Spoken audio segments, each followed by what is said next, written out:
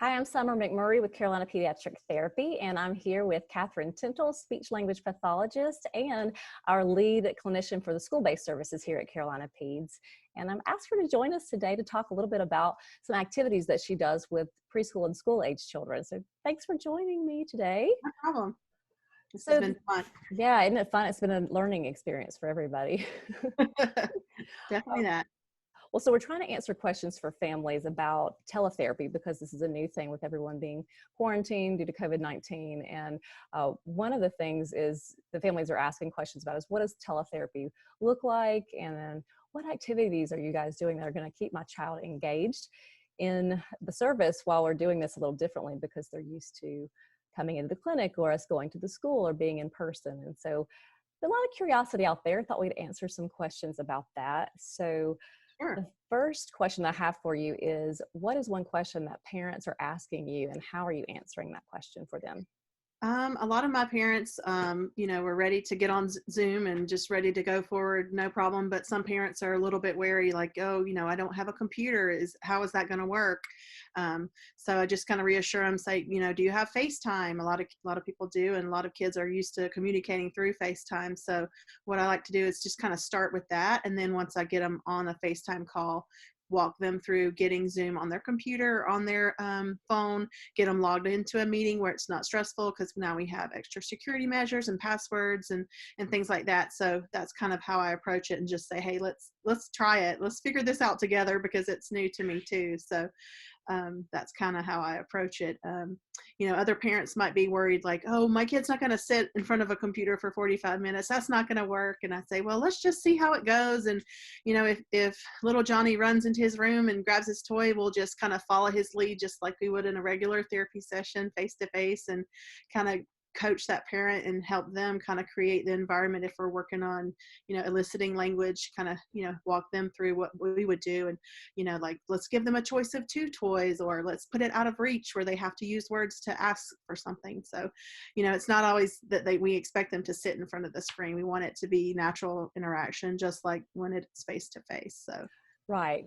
Well, so now how are you preparing parents when this is their first teletherapy session? Are you asking them to bring certain materials to the session, or how are you kind of getting them ready for Well, that after the technology piece? I'm still learning, but after I've been doing this for about two and a half weeks now, just helping parents, if they don't already, create a schedule with their child, because usually they're always home now. And so just create a routine and stick with it, and just build that speech session or whatever therapy session is into your routine, make it visual and keep it up where they can see it, have them check off as the day progresses. And then they know what's coming, and then they're ready.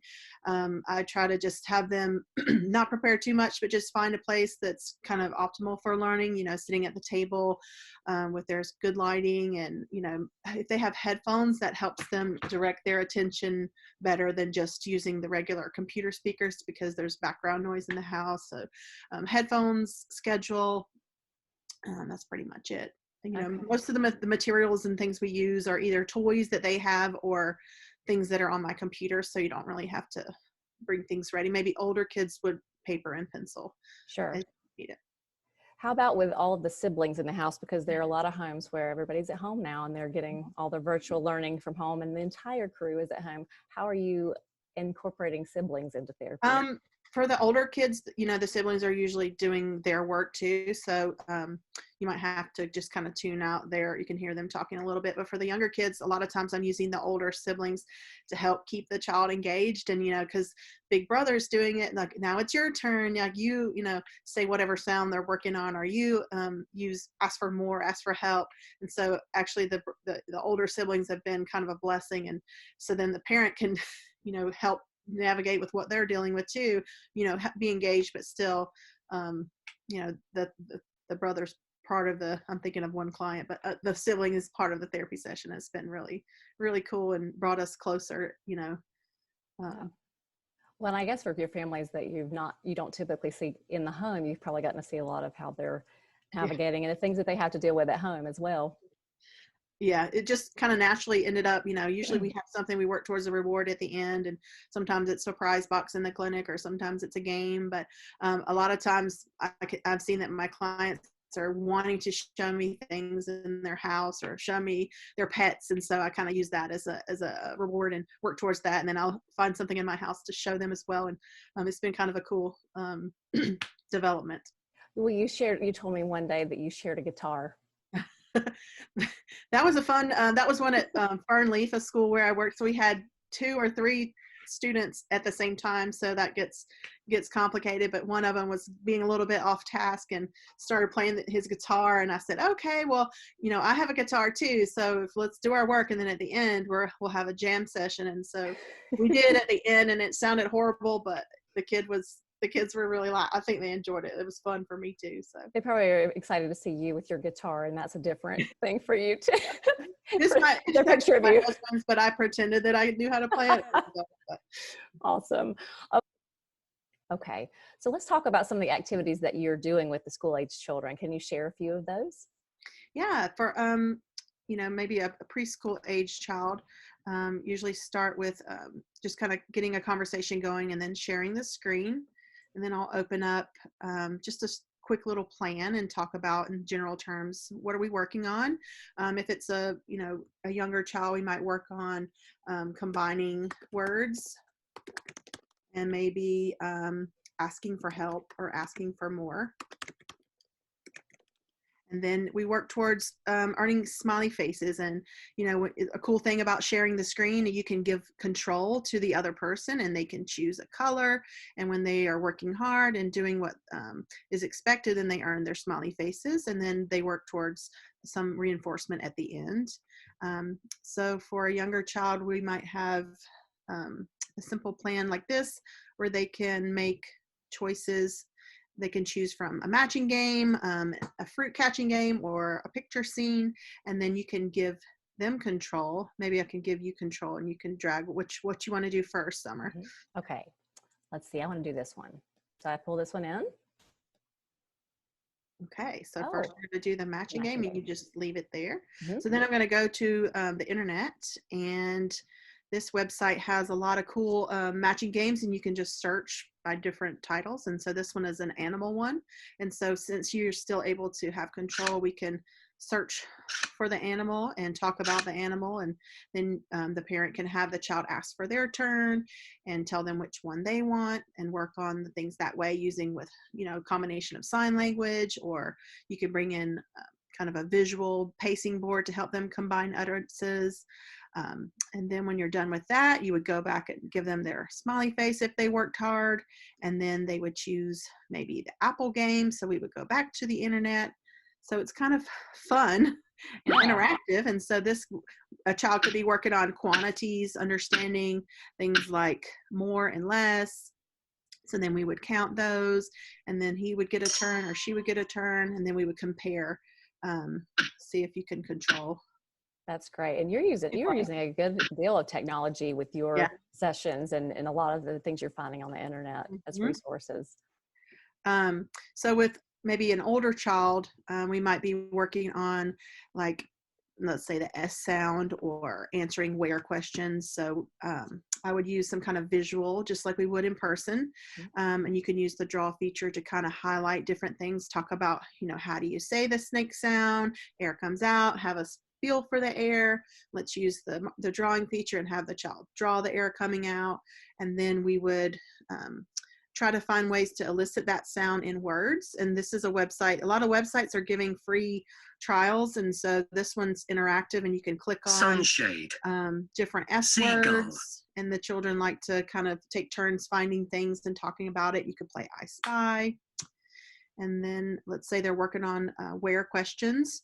And you talk about, when you answer a where question, you're referring to a place. And then we might pull up a picture scene and practice that skill that way. Mm-hmm. And then you could still use that drawing feature and then have them find things and talk about where they are.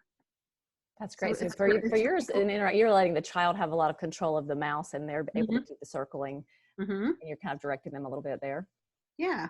Then for someone older, maybe a teenager, they might be working on making inferences or social problem solving. So we would use the same, I love using this drawing feature. So you can talk about, how do you make an inference? And we're looking for clue words. So in this story, you would have the client use the highlighter to find the clue words and talk about, what inference you can make. If she didn't know what to do, how would you describe that? She would be, how would she be feeling? Confused. Oh, her heart's beating fast. She's trembling. How would she feel? She feels scared. So I really love that part of it. It really draws their attention to the context and helps them learn how to, make inference when you're reading and when you're in situations. So it's been really fun. And for older kids, we have like just some games that some of our friends at Carolina Peds have been making as a way to do an interactive game. We could do a Connect Four. Oh, nice. They can take turns. We did tic-tac-toe. But a lot of times, like, they want to just, let me show you this YouTube video I like, or, just things like that. So it's been a really nice tool, I guess. Yeah, it's been a different way of doing therapy, but you're finding it still really effective. I am. It's really effective and rewarding, and it's surprising for some of my kids that struggle staying engaged and attending. Just having that computer and their headphones, and they're just zoned in, and our conversations and back and forth, it's more engaged than ever before. So kids are online more and more now and talking in this way that I've seen some of my kids actually do better. So it's been really a cool learning experience for us, and just very thankful to have this opportunity to be able to keep providing service for my families and also stay employed. So absolutely. And I'm really glad that we're able to have that medium to work in. And that's still make it fun. You're a very creative person, and I love all of your activities that you put together. It's always really interesting to see how you all are working together as a team to share resources and things together that everybody can use. Well, so my last question will be, really, what advice could you give to a parent as far as how to make this the most effective session for their child, now that it's still a little bit different for everybody learning this, but how can they make it the most successful for the child? I think just, set expectations that, you're going to have a time for learning, and this is part of your learning, just like a regular therapy session. So just give them a heads up of, when it's coming. You don't just plop them in front of the phone in their bedroom on the bed, just create an environment that's more like a learning environment, and let them know what to expect, and maybe have them, first we're going to do our therapy, and then we're going to, go for a walk or do something fun outside. Just be open and minded and willing to give it a try, because you might be surprised. It's pretty fun. Yeah, I think a lot of our kids have surprised us with how well that they've done with this, and how they've thrived within it, even though we thought it was going to be a little bit different for them, and they've done well. So, well, thank you for sharing. I really appreciate it. Thanks for meeting me here today. And we're doing this virtual thing still while we're all quarantined, but it's good to see your face, and it's nice to talk to you about this, and thanks for sharing. All right. Thank you.